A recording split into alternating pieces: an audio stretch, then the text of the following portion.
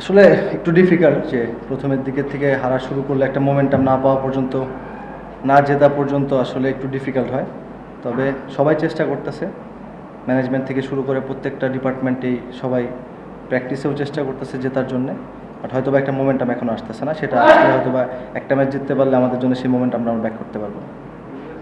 এর আগে দেখা যাচ্ছে আমরা আগের ম্যাচগুলোতে দেখছি তানজিদার লিটন ওপেন করছে বা তিন চার বেশ লম্বা ব্যাটিং আছে তাই না, তারপরে এই ধরনের পরিণতি মানে কারণটা কি উইকেট নাকি আপনাদের পরিকল্পনা হচ্ছে?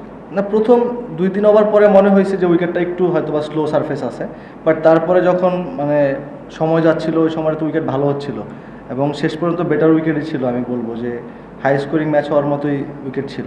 সো মানে আনফর্চুনেটলি কলাপস করছে ব্যাটসম্যান উপর থেকে, সো এখান থেকে ডিফিকাল্ট হয়ে গেছে রানটা বড় করার।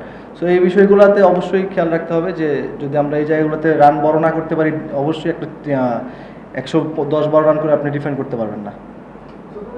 সেশনটাই 17 ঘন্টার মতো জার্নি করে এসেছিল, কেউ কতটা ঢাকায় নামছে, আজকে এসে ম্যাচ খেলতে নেমে গেল, ভালো করলো না আসলে জার্নি কোনো ইফেক্ট কি তার উপর পড়ছে কিনা, সে কি ফিট ছিল কিনা বা খেলার মতো প্রস্তুত ছিল কিনা?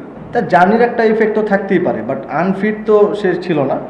জার্নির একটা ইফেক্ট থাকতে পারে, হয়তো বা জেট লেগের একটা ব্যাপার থাকতে পারে সেখানে। সো সেও চেষ্টা করতেছিল, মানে তার ব্যাটে যখন লাগা শুরু হচ্ছিল ওই সময় সে আউট হয়ে গেছে। সে থাকলে হয়তো রানটা একটু বড় হইতো, বাট ওই জায়গাতেই বলবো যে আমাদের ব্যাটিং ওয়াইজ আমরা হয়তো বা ভালো করতেছি না। আমার সাথে মানে আপনি যদিও ফ্র্যাঞ্চাইজি গতকালকে যদি 4টা ম্যাচ হারার পরে এটা কিন্তু ডিফিকাল্ট, মানে এখান থেকে কামব্যাক করাটা কি মনে হচ্ছে? আমার কাছে যেটা মনে হয় যে ফ্র্যাঞ্চাইজি ক্রিকেটটা একটা মোমেন্টামের খেলা। সো এখানে যেই টিমগুলো মোমেন্টাম পাওয়া যায় প্রথম থেকেই তাদের জন্য ইজি হয়ে যায়, এক মোমেন্টাম না পাইলে অনেক কিছু কঠিন মনে হয়। সো আমার এটাই মনে হচ্ছে যে একটু ডিফিকাল্ট মনে হচ্ছে, বাট যদি একটা ম্যাচ জিততে পারি সেটা হয়তো আমরা ওভারকাম করতে পারবো।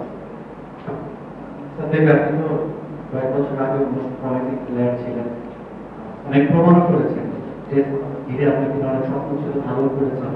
এখন একদমই ন্যাশনালের বাইরে বিপিএলও দল পেতে অপেক্ষা করতে হলো, মানে হতাশ করে কিনা নাকি আবার জেদ তৈরি করে সামনের জন্য প্রস্তুত হবে?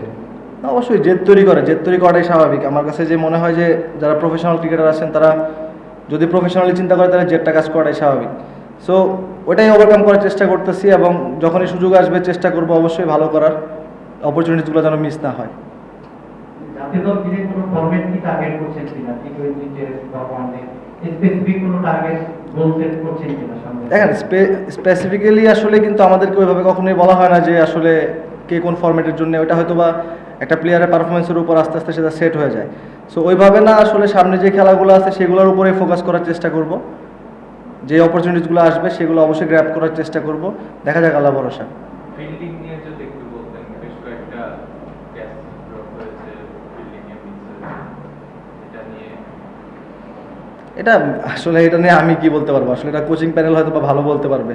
সো এটা একটা পার্ট যে ক্যাচ মিস হইতে পারে, বাট এইগুলো মিনিমাইজ করতে পারলে আমার কাছে মনে হয় যে যদি আমরা এই বিষয়গুলো মিনিমাইজ করতে পারি তাইলে ম্যাচ জেতার জন্য আরও বেশি আপনার চান্সেস বেশি থাকবে। এবং যদি মিস্টেকের পর মিস্টেক হয়, এটা আগেই প্রথমেই বললাম যে মোমেন্টাম না পেলে অনেক কিছু মিস্টেক হতে থাকে। সো একটা মোমেন্টাম পেলে আমার কাছে মনে হয় সব কিছু আরেকটু গোছানো হবে। শুধু লাস্ট যে ব্যাপারটা জানতে চাচ্ছিলাম, ঢাকা আপনি গতবারও ঢাকা হয়ে খেলছেন, এবারও যদিও গতকালকে জয়েন করছেন, লাস্টবার প্রথমটা জিতে টানা 13টা হার, এবার টানা 4টা হার, গতবারও শুধু রেকর্ড ছিলেন, এবার প্রায় সিমিলার একটা এনভায়রনমেন্ট, আসলে কোথায় সমস্যাটা হচ্ছে বলে মনে হয় আপনার? আমার কাছে মনে হয় যে দল হিসাবে পারফরমেন্স করতে পারতেছে না। মানে প্রথম এর আগে যে 3টা ম্যাচ আমরা দেখছি, আসলে আমিও টিভিতেই দেখছি।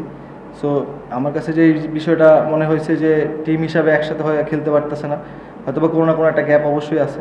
তো সেই গ্যাপগুলো যদি আমরা যদি বের করতে পারি এবং সেগুলোর উপর কাজ করতে পারি, আমার কাছে মনে হয় যে অবশ্যই জেতা সম্ভব।